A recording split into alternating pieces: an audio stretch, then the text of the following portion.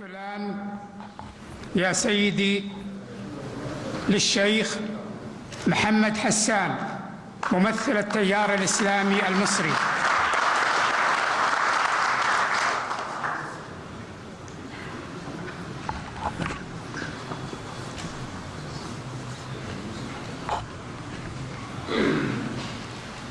السلام عليكم ورحمة الله وبركاته.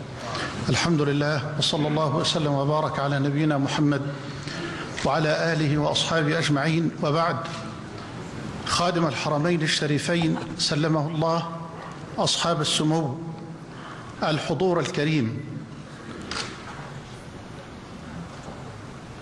يا خادم الحرمين، أؤكد أنه لا يوجد شعب على وجه الأرض فيما أعلم يحب بلاد الحرمين كشعب مصر.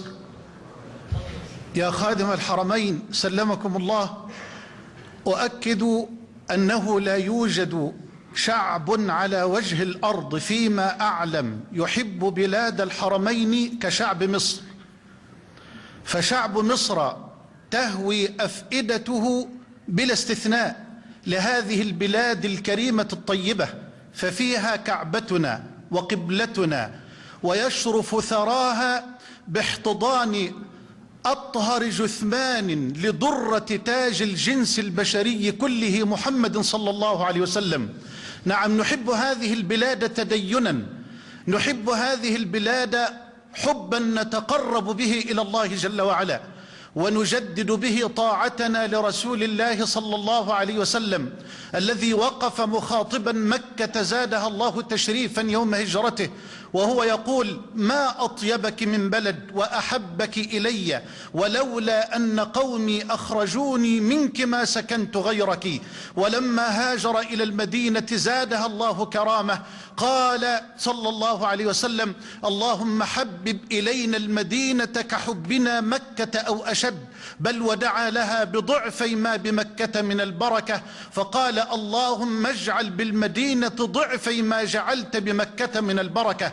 فهذا الحب متعمق في قلب التاريخ وفي جذور الحضارات، لا يمكن أبدا لأزمة عابرة أو لكلمات غير مسؤولة هنا أو هناك أن تنال من هذا الحب وأن تنال من هذه العلاقة القوية المتينة. فوالله لو صحب الإنسان جبريل لم يسلم المرء من قال ومن قيل. قد قيل في الله أقوال مصنفة تتلى إذا رتل القرآن ترتيلا. قد قيل إن له ولدا وصاحبة زورا عليه وبهتانا وتضليلا. هذا قولهم في الله خالقهم، فكيف لو قيل فينا بعض ما قيل. فلا ينبغي أبدا أن تؤثر على هذا الحب كلمات غير مسؤولة هنا أو هناك، أو أن تزلزل هذه العلاقة القوية المتغلغلة في عمق التاريخ وقلب الحضارات خطأ هنا أو هناك.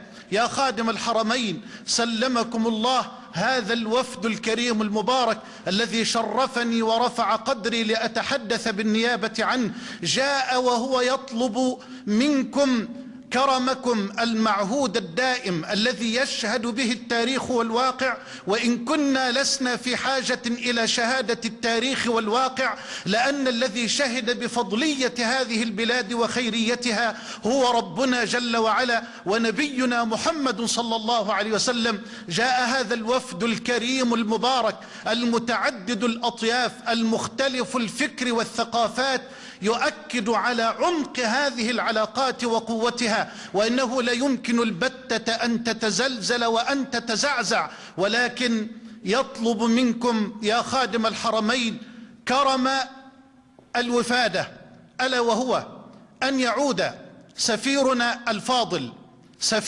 الفاضل إلى مصر الحبيبة التي أوصاكم بها سيدنا رسول الله، فقال لآبائكم الأولين من الأصحاب الأطهار: إنكم ستفتحون مصر وهي أرض يسمى فيها القراط، فإذا فتحتموها فأحسنوا إلى أهلها فإن لهم ذمة ورحمة.